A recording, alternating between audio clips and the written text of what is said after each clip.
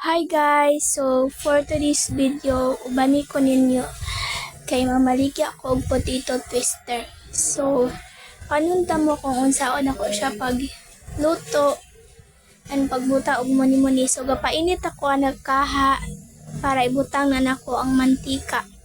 So, gatuwat ko na nga mabutang ang mainit ang kaha para ibutang na nako ang mantika. So, nikuha ko dira og patatas para ko siyang dukdukon. Kay para mas dali ra siya nga ma-shape.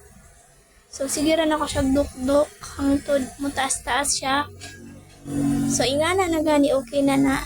And diha kay murag init-init na ang kaha, so ibutang na nako ang mantika.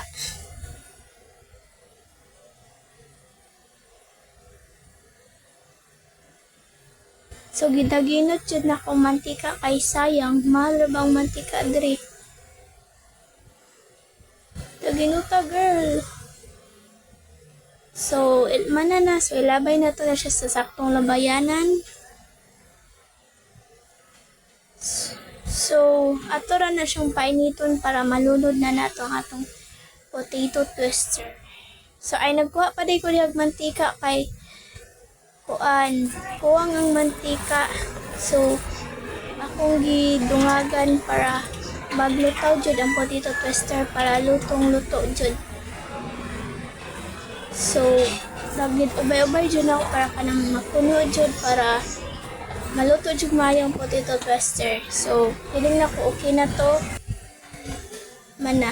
And then ako na nang gitulag-tulag ng harina nga kuan gibutangan og gamayng tubig o food coloring nga orange kay mao na siya ang para magpa-orange atong potato twister o magpa-crispy. So, nikuha ko patatas, then akong butangan anang pa-crispy. So, gilukop na ko na siya butang ana para crispy tanan o ma-color tanan.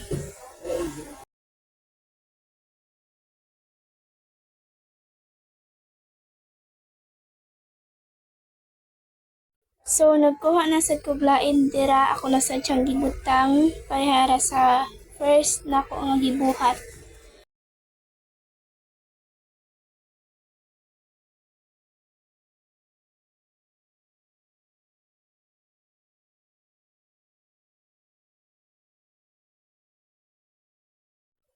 So, kay wala pa man nainit ang mantika, naghuwat-huwat ko dira nga mainit ang mantika. So, giandam na nako to siya. Nagpusing-pusing na ko diha sa sayaw, walang gawa sa buhay. Wala. So, ako na lang giandam daan ng mga potato, mga patatas. Ako na lang siyang gidukduk daan para dali ra siya inig butang na kukuan. Di na ko magdukduk-dukduk.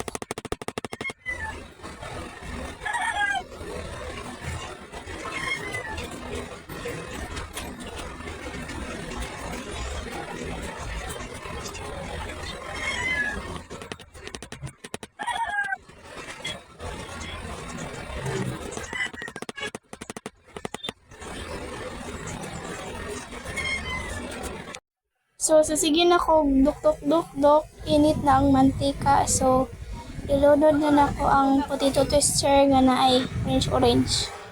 So, diha, gilunod na nako. Pwede yung bukal, kay init na ang kaha.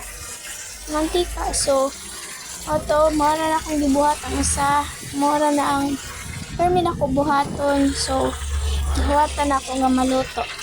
So, nagkuhan ko diha, nagbutang kong orange amtang wala pa to naluto.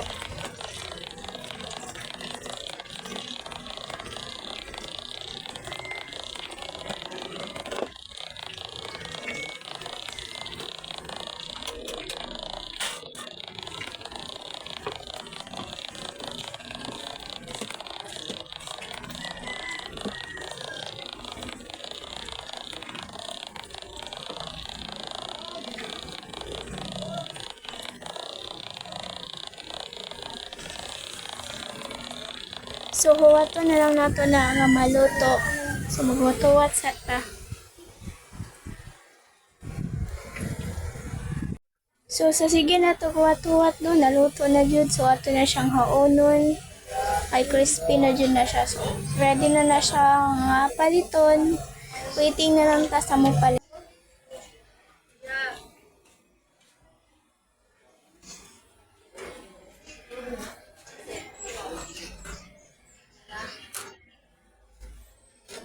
So, during dapita, paglantaw na ko, daghan nun siyang mga nabilin. So, ako na siyang gisara para limpyo sa tanawon atong mantika.